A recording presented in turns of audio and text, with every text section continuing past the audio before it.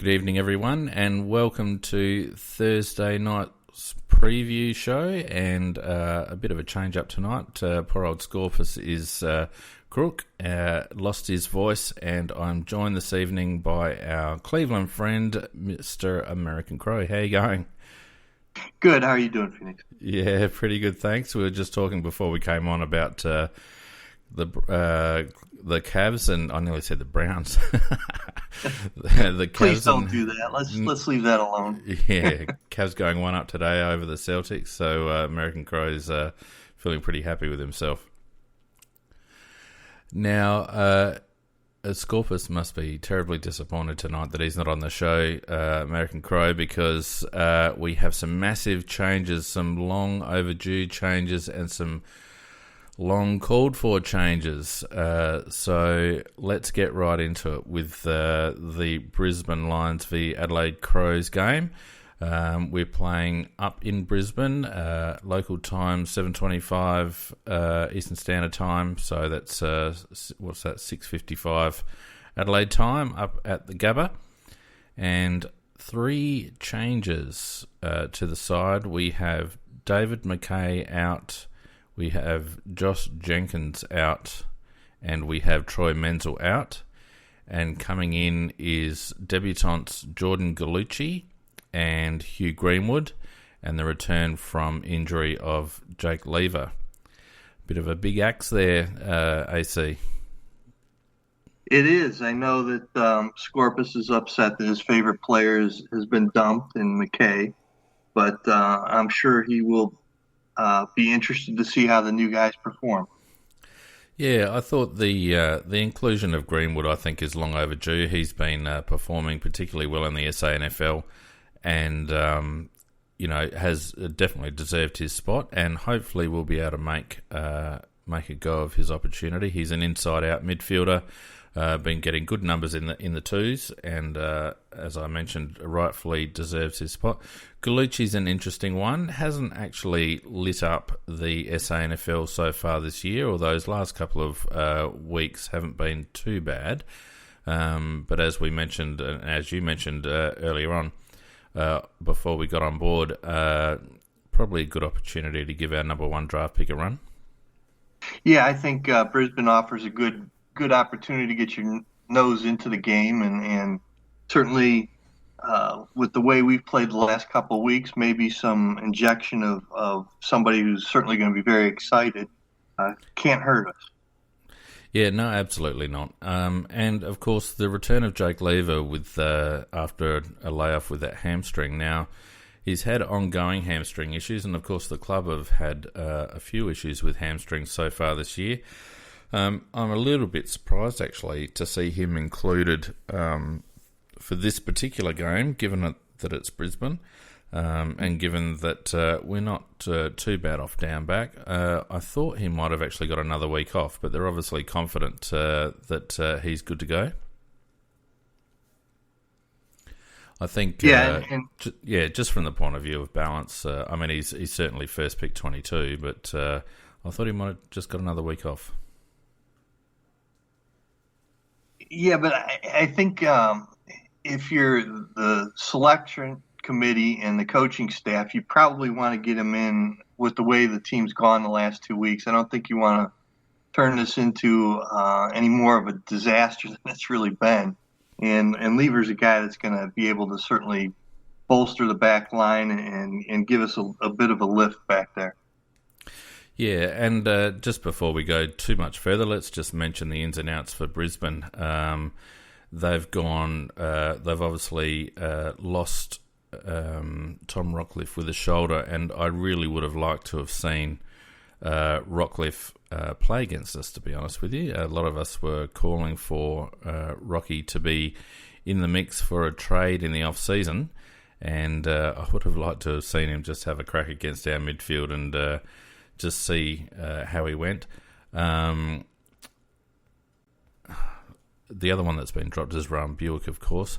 But they do regain Dane Beams, who's a quality midfielder. He was on the cusp with regards to injury, but he's been deemed fit and ready to go. And they've also included another midfield in Hugh McCluggage, as well as a rookie, Matthew Hamilman. So that's for his first game this year as well. So whilst they've lost Rockcliffe, they've got an able replacement in Beams. So they're not at full strength, but as we've seen in the past, solid midfields have given us problems. So, even without Rockcliffe, it's going to be another test for us.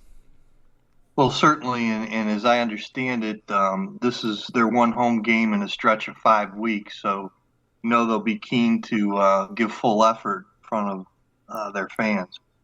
Yeah, the interesting out for Brisbane is Josh Shackey. There's been some ongoing discussion about his contract status with Brisbane. When he's playing well, he's an excellent key position player. And lots of talk about him perhaps seeking a trade at the end of the season, and possibly might even be on our radar. But they obviously have decided that irrespective of his contract status or his contract becoming due, they're not willing to persist with him at the moment in his current form. So they don't look too strong up forward. Brisbane, they've got Close and Hipwood as the two key posts up forward, but not a lot else around them. Lewis Taylor, Jake Barrett, Tom Bell, Ben Keys, not household names, and it looks a young and, irrespective of the fact that Hipwood is a very good player, a particularly inexperienced forward line. And you don't know anything about Brisbane. Well, that they struggle to get the ball inside 50. There's no question about that. A lot of that has to do with, as you pointed out, their front line isn't exactly stellar, and it's a young team. So certainly you would think we'd be able to control the ball and control the tempo and put some points up on the board. Yeah, certainly their first rotation midfield in Barry Beams, Zorko playing in the middle, and you'd think that Daniel Rich would be in the mix there as well. It's not a terrible midfield by any stretch, and Beams and Rich and Zorko certainly supply a bit of hard body in there. So given that we've struggled inside over the last 2 weeks, you'd think that if Brisbane can match us, their problem will be converting into a winning score. Right, and that's where I think the selection of Lever is made to make sure that we're stout back there and that any opportunities they may have become more limited. Yeah, exactly. And I think Brisbane's main problem is going to be limiting our scoring. We've omitted Josh Jenkins this week, but I don't think that's any great loss. We still have a forward line that reads Otten, Walker, Millerer, Cameron Lynch and Betts, and I don't think they really have the firepower to go with it. Sam Mays is obviously a quality player. He'll go to one of the smalls, but Andrews and Walker, whilst they battle on manfully, and you've got Daniel Rich down back there to add a little bit of grunt, you'd think that we might just have too many tricks up forward. Yeah, well, you certainly hope, especially Eddie, it'd be a chance to get him on track a little bit. I know the last couple of weeks he hasn't probably performed to the level that we expect him to perform, and I know our expectations are high, but yeah, certainly it's a good opportunity to put a number on the board and to get some of these guys on track. Well, it's another one of these games, I suppose, American Crow, where it's a no-win situation for us. We're expected to win and win well. We're playing on their home deck, and anything less than a 10-goal win would probably be a subpar outcome for us, whereas Brisbane have got nothing to lose. They're at the bottom of the table with the worst percentage in the comp. A solid showing against the top team, or even sneaking a victory is obviously not on the cards for them. So they've got nothing to lose. They can play with a fair amount of freedom, and it's up to our midfield. Brad Crouch, Rory Atkins both had terrible games last week. You can't see Rory Sloane getting tagged to the same degree this week, even though they've named Sloaney on a half-back flank. He'll start definitely in our midfield rotations. So I would imagine that the midfield will be freed up a little bit, and it's a chance to play a couple of blokes back into a little bit of form, I think. Yeah, I absolutely agree. I mean, look, if we're going to eventually go where we hope the team goes, these are games you got to put away early, and you jump on them quick, and sort of any hopes that they may have to stay competitive, or God forbid to make it a real difficult day. You would hope that our boys, after the last couple of weeks especially, have learned their lesson, and like you said, this is an opportunity to get untracked a little bit, to get guys back into form, to score goals, to move the ball through the midfield.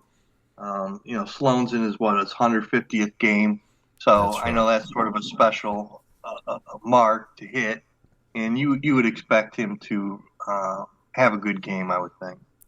Yeah, he spoke during the week about his difficulties that he's had with the tag over the last couple of weeks. And interestingly, he mentioned that he felt that he just overthought the whole situation a little bit, and that he just needed to go back to his core strengths and let the game pan out as it will, rather than worrying too much about the tag. He mentions that he doesn't mind the fact that he doesn't get a lot of backup from his midfield companions there, and he'd prefer them to concentrate on their own game. I don't know whether that's just a nice little soundbite, because you would prefer to see the rest of the Adelaide midfield sort of stand up and fly the flag a little bit. But it would be nice to see Rory just get back down and dirty and get back into his gut-running self, and hopefully he can break the shackles and have another big game. Now, AC, considering that we haven't had you on much or at all this season, I'm interested on your opinions on a couple of players so far this season. Brad Crouch, how have you seen him so far? I think much like the rest of the guys the last couple of weeks, he's sort of struggled. But on the whole, I've thought that he's played, pretty well, especially early on the first few weeks, able to do the things that we ask him to do. I haven't had any real issues, except as a team as a whole the last couple of weeks. I think it's been one of those points in the season where it sort of snowballed. One guy isn't playing well, the next guy, the next guy, the next guy. I haven't had any real issues with Crouch. Has it been expressed that people are upset with how he's been playing down there? The knock on Brad's performances over the last few weeks has simply been his disposal. His inability to break free from congestion and actually use the ball constructively has been the problem that we've seen down here. He's certainly no orphan, but given his standing as a first round choice and a potential star of our team, notwithstanding the fact that he's had injury problems, we are expecting more. And I guess the concern is that he doesn't look to be running terribly freely. He doesn't seem to be carrying a lot of pace. He doesn't have a lot of penetration with his kicks, and his handballing and work inside seems hurried and is prone to turnover. So, that's something that the whole team. I mean, I noticed that especially this past week against Melbourne. I mean, some of the mindset on where they go with the ball, how they dispose of it, it seems to become it cascades into a huge problem. One guy makes a mistake, and then everybody else, you wonder what the heck they're thinking, trying to go across the middle when there's one, it's 1-on-4 or something like that. So I understand that we do expect more from Crouch, but I think the team as a whole, it seems like one mistake turns into 5 with these guys lately. Yep, and we've kind of identified that it's all stemmed from our lack of competitiveness in close. we appear disorganised. We appear a little bit lazy in terms of contested possessions, and certainly our centre clearance work seems very disorganised. It's been awful. Yeah. Oh yeah, it's been awful. Right. And it's especially so when, as you said, guys are not breaking free. I mean, there's been times when we have dominated the center tap, and there's just nobody there to contest the ball. They're just allowing the other team to get ball move forward. That's right. And with all due respects, mate, if an American can see that, no, right, I understand. I mean, we had Jacobs getting 71 taps, and we lost the centre clearances 18-6. So I mean, that's just ridiculous. So they've obviously recognised that. We've dropped McKay out. I'm actually a little surprised that Brad Crouch wasn't dropped, but I think they're just trying to get a run of games into him. And again, against a team like Brisbane, you can afford not so much to experiment, but to certainly give blokes that might be on the cusp or just struggling for form a bit of a run. The issue is, of course, that the AFL, regardless of Brisbane being bottom, the AFL is a pretty tight competition, and you only have to be off your game by 1 or 2%, and these lower teams can really show you up. And North Melbourne, in particular, showed us that a couple of weeks ago. I rate Melbourne as a better team, but I don't even want to think about that game, right? Yeah. So Brisbane have played okay at times. They've pushed a couple of teams, they've won a couple of games, and they've played well in patches. It's just their youth leads to their inability to play sustained four-quarter football. So, but they've got some talent in there. The young lad at full forward, Hipwood, he's a strong talent. As I mentioned before, they've got a good first-line midfield, but you would think that just a depth of talent that Adelaide have, if we actually play to our potential, we shouldn't have too many problems here. Yeah, I'll tell you, Phoenix, if this game is close heading even into the second half, I mean, that to me tells us that we've got some major issues, because if the coaching staff doesn't have the team's attention by this point, I don't know that bodes well for us. As you said, Brisbane has a nice team. They're certainly going to be up and coming in the next few years. But right now, I mean, the difference between the two teams is even in the AFL, it's a big difference. And to go out there and lay another egg would be, boy, we'd have plenty to talk about. That's for sure on the show. We've been pretty scathing in our rap shows and Tuesday Night Live over the last couple of weeks. But I tell you what, if we went down to Brisbane, I think the interwebs would just about fry. I don't know whether I could actually contain myself. And rightfully so. I mean, I don't. Realistically, you would expect this team's going to come out looking for blood right from the get-go. And honestly, I'll be disappointed if they don't put this away by mid-second quarter, if not before. Well, I tell you, before we get to our predictions, what I'd like to, as I mentioned before, it's really a no-win sort of a game for Adelaide because we're expected to win well.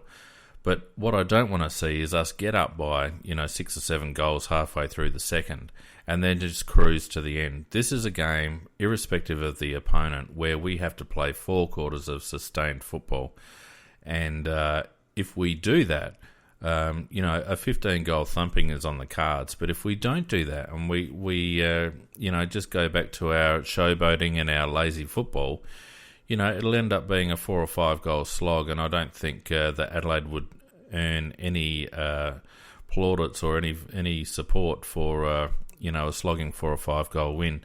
It's been raining up in Brisbane, but it looks like it's going to be reasonably dry for the game itself, so there really won't be any excuse.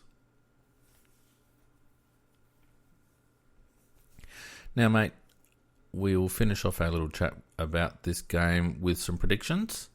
So, what are your thoughts? Adelaide by how much, mate?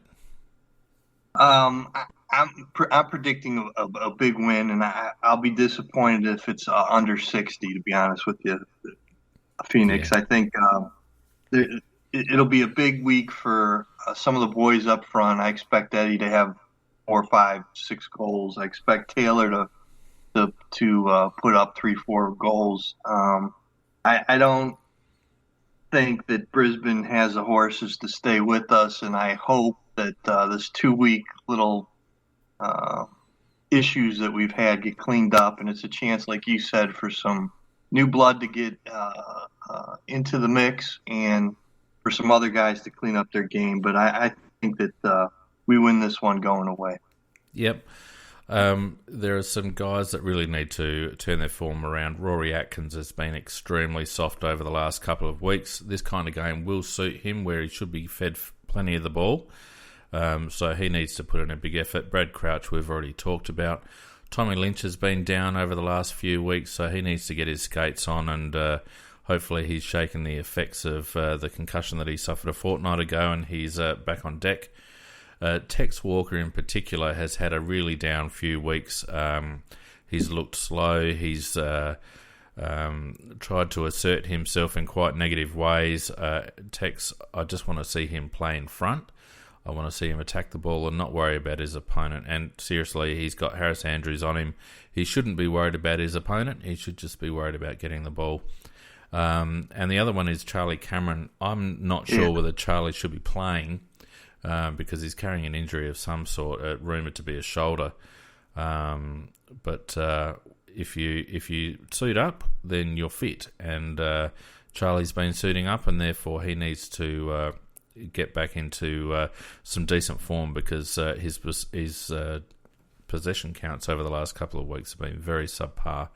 So I want to see some improvement from those guys. Obviously, Sloaney breaking free as well. But I think they're the guys, along with Wayne Miller, who has a real chance to shine against a weaker team this week. The selectors have shown faith in him. Those guys I really want to see put their best foot forward, as well as Curtly Hampton. So I've just named all our midfield, basically.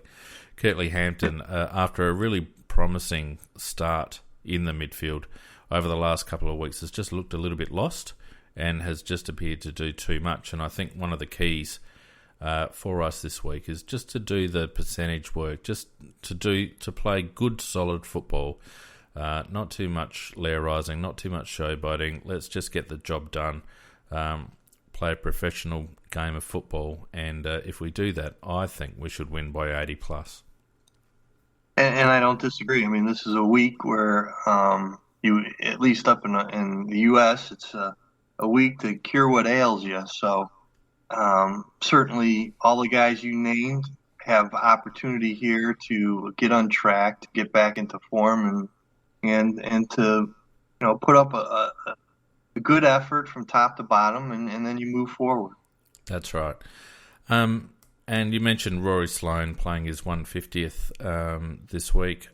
On top of that, news probably hasn't filtered through to Cleveland yet that Luke Brown inked another 3-year deal during the week, and he plays his 100th game for the club as well. So we have 2 milestones, a new signing,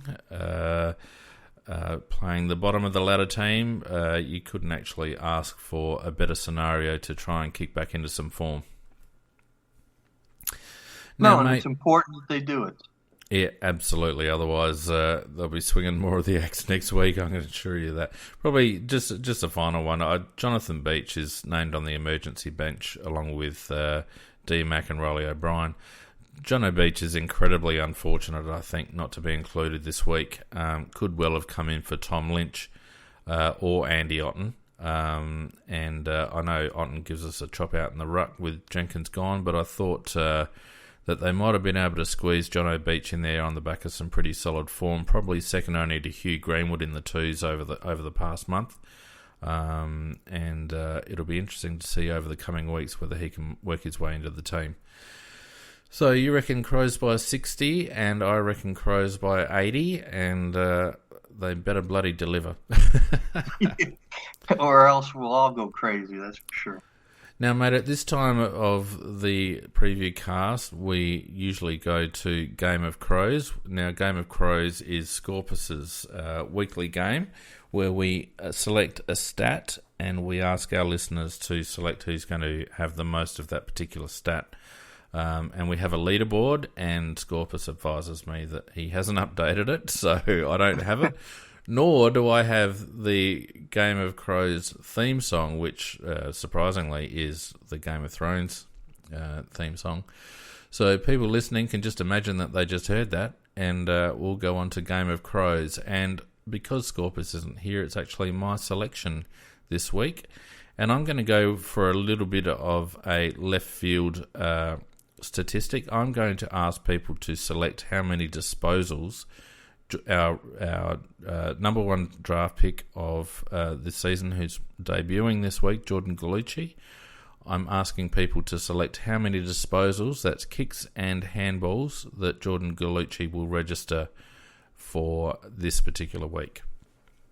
Now, you don't know Jordan Gallucci at all, because you can't watch the SANFL. So my selection is that I think he'll pick up 8 disposals. I don't think he'll have a great influence on the game, and sorry Jordan, but I haven't been terribly impressed so far this season, so I think you're lucky to be there. I certainly hope that you put your best foot forward, but I don't have big hopes, so I'm going with less than 10, 8. Any thoughts on that, AC, at all? I'm going to be a little more optimistic. I'm going to say that the team plays the way they're supposed to, and these new guys get into the mix and show some of their energy that they have for the game. And I think he'll go over 10, but just over 10. So I'll say 11. Okay. So Scorpus will update the scoreboard for those that are on Big Footy during the week, and will certainly inform everyone how they're going. But obviously you can lodge your Game of Crows entry on the chat here. Valisa's nominated 21. You can also tweet us or post on the Crowcast thread on Big Footy. And don't forget, it's how many disposals, kicks and handballs, how many total disposals will Jordan Gallucci get for this week. Now, mate, let's just look at the rest of the games for the week. It's actually a pretty interesting round this week. We've got some solid games, and on Friday night, we've got the Cats up against the Bulldogs, which suggests, well, certainly on paper, looks like it might be a solid game. Changes for Geelong, we've got Lockie Henderson and Scott Selwood coming in, and going out, Reece Stanley with a knee injury, and George Holland-Smith has been dropped. That's weird. Someone who's already been named has indicated he's playing his first game, so he must have been emergency last week. For the Bulldogs, they've swung the axe. Dale Morris comes in along with Robert Murphy, Travis Cloak, Mitch Wallace and Tory Dixon. And omitted from the Bulldogs are some reasonable names. Tom Liberatore's been dropped along with Zane Cordy, Fletcher Roberts and Toby McLean. Matthew Boyd out with a shoulder, so Luke Beveridge has swung the axe there. Look, interesting matchup. I certainly rate the Bulldogs' form higher than Geelong in recent weeks, but it is being played down at Skilled Stadium, which is a bit of a graveyard for most teams. What do you reckon about this one, AC? Any thoughts? Well, I agree. First of all, it's a good matchup. It's nice to see teams other than Carlton on Friday Night Footy. But yeah, it's gut check time for Geelong. I mean, I think that they're in a situation where their season could go either way as well. And while they face a sterner opposition in Western, if they're certainly every season, the last two, we've heard about how they're up there for the premiership. Well, it's gut check time, and they're going to have to play better than they have the last few weeks. And regardless of where the game's played and regardless of the opponent, if they're to be considered a real threat, these are the games you got to win. Yep. I don't rate the Cats terribly highly, and I think the loss of Stanley will hurt them a little bit. Obviously, they've got the advantage of playing down at Skilled, but I reckon the Bulldogs might get up in a tight one here.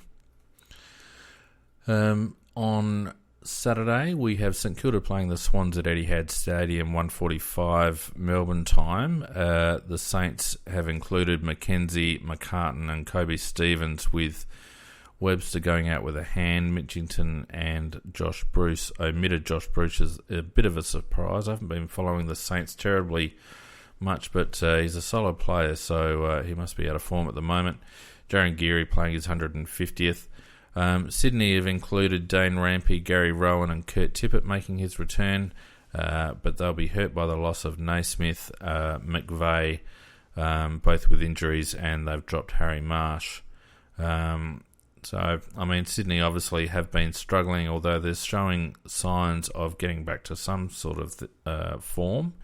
St Kilda with a couple of handy ins. Paddy McCartan's a good in for them, and they've been playing reasonably well. So at Etihad, I would expect St Kilda to win this one reasonably comfortably. Yeah, it's another interesting game, that's for sure. You got two teams that certainly seem to be going in opposite directions as well. I don't know. I mean, St Kilda, every time you think that they're going to take a jump forward, they seem to take two steps back. I know that they should win this game, but I have just a sneaky feeling that the vets from Sydney are going to get them over the top. So I'm going to go with Sydney in that game. Very good. On Saturday afternoon, 4:35 Eastern Time, we've got the Giants taking on Richmond. The Giants have included Toby Green and Harry Perryman, lost Coniglio with an ankle, and dropped Harry Himmelberg. The Tigers have included Lloyd, Soldo, Prestia comes back in, Menadue comes back in, and Bolton. They've dropped Batchelor, Elton, Corey Ellis, which is a reasonable omission, and Markov, and they've lost Butler with a groin. A fair amount of changes there from Richmond, most of them unforced, but they are all, apart from Ellis, probably what you call fringe players. So I don't think it's actually hurt them terribly much. And Prestia coming back in along with Menadue certainly helps them to some degree, but I don't think it's enough to get over the Giants at Spotless Stadium.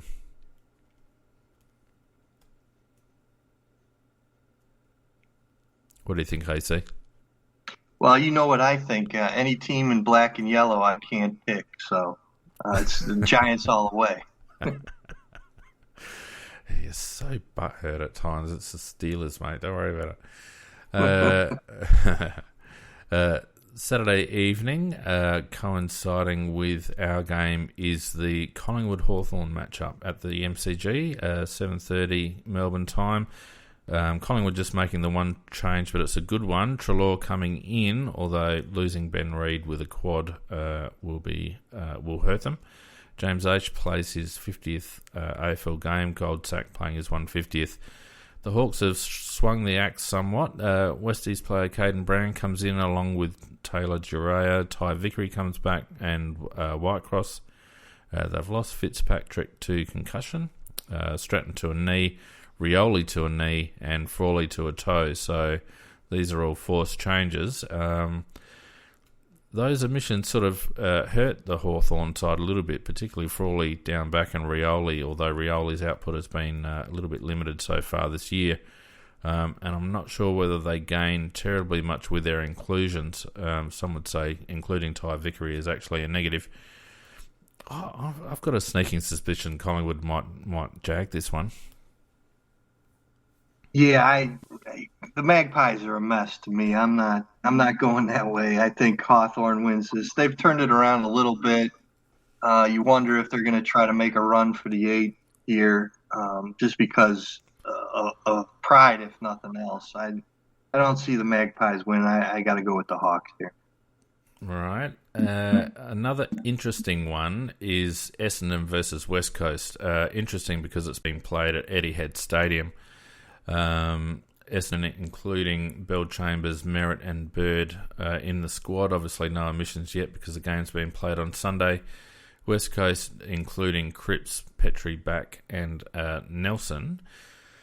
On paper, you would expect West Coast to be way too strong, but they play in Melbourne like we play in Tasmania. And the Bombers had a good win last week. So, interesting match. What are your thoughts on this one? Well, we know that Essendon's well coached, and that certainly helped their turnaround a bit this year, along with getting finally past all that other stuff they had to deal with as an organization. I think you're right. I think West Coast is going to have to show us something. This is an opportunity for them to stake their claim as a premiership team. And you got to get past these games when you're the better team on paper. And on paper, they're still the better team. So I'll go with the Eagles, but I share your trepidation that Essendon may pull it off. Yeah, West Coast have to show something in Melbourne. And Essendon are the type of team that can get you if you're not switched on. They've certainly got talent, fitness and cohesion is usually their concern, but they are starting to find a little bit of touch again, their suspended players. So, fast deck, I reckon it's going to be West Coast, but they'd want to win this one, or else their supporter base is just going to be tearing down headquarters down there at Subiaco. Then we've got a game that not many people, I think, will watch. Fremantle versus Carlton over in the West. It's not a game that inspires a great deal, although Freo haven't been playing too badly of late. They've included Stephen Hill, Tommy Sheridan and Nick Subin, so all good ins for Fremantle. Obviously no outs yet. Carlton have actually named an omission in Simon White already. He's got to be feeling pretty unlucky as they didn't even have to name him yet. Armfield comes in along with Liam Jones, Blaine Boakhorst and David Cunningham. I think Fremantle quite comfortably in this one. What do you reckon? Yeah, I guess this is what the game that the Browns play that nobody watches. So I'm used to these sort of games. I can feel for both Carlton fans and Fremantle fans. You got to go with Fremantle at home. Although, boy, Carlton wins games you don't expect them to win, and then they disappear for weeks at a time. So it wouldn't surprise me if they win, but I'll go with the Dockers. Yeah, if it was in Melbourne, I might think about Carlton, but I think over there, Freo in a bit of a canter actually, and staking a bit of a claim for the 8 at the moment, Fremantle. And rounding out the week is another interesting game, Melbourne versus North Melbourne. Both teams that have beaten the top side so far this year. Although North Melbourne last week came to a shuddering halt against Sydney, and were very disappointing, and they're a bit hard to pick at the moment. In for Melbourne is Melksham, Neil Bullen and Harms, that is. Out no one as yet. For North Melbourne, they've included Jared Waite, Andrew Swallow, Aaron Mullett, Taylor Garner and Declan Mountford. Out goes Dumont with concussion, Simpkin with a shoulder. Good ins for North. Jared Waite tore us a new one 2 weeks ago down in Tassie, and Swallow's been going okay. Melbourne looked the more solid of the two teams though for mine, and I think as long as they can continue to get enough production from their makeshift forward line, then they should win. But I don't know whether they'll have the same freedom up forward as what we afforded them last week. Boy, if these two teams play like they did against us the last couple of weeks, this should be the game of the round. Yeah, it should be, but it won't be. Yeah, right. I agree with you. I think having watched both of them the last two weeks up close and more personal than we like, I think the Demons squeak it out. Yeah, I think so too. You just can't back North at the moment. I don't know how they managed to do what they did to us, but I think it's more a reflection on us than anything else. So, yeah, never mind. Right. Yeah. So, look, that wraps up the teams for the week. There's no SANFL game to speak of this week. And we will see you on, Yeah, we will actually. We'll see you at half-time of the Crows match for our main break show, where we can either rant or be happy. And then on Sunday night with the wrap-up of the Adelaide Crows game and all the results of the weekend. Don't forget you can follow us on Facebook and Twitter at AFL Crowcast. You can like us on iTunes if that's the platform that you're using. And we appreciate everyone that listens along. Thanks for the guys that have followed us on chat tonight. And I've made a note of those Game of Crows selections, so I'll pass them on to Scorpus. Don't forget you can put your selections in for Game of Crows on Twitter or on the Crowcast thread at Big Footy.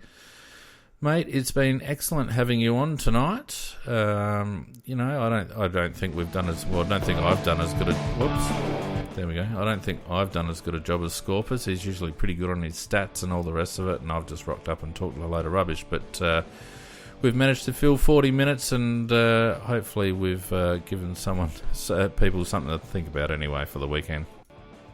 That's right. And Scorpus get well, or otherwise, the American will make more regular appearances. I don't think anybody wants that. Well, we're going to have you on Tuesday night one of these weeks anyway. So, but it's been good having you on Thursday night. Thanks everyone for joining us, and we'll see you at halftime of the footy.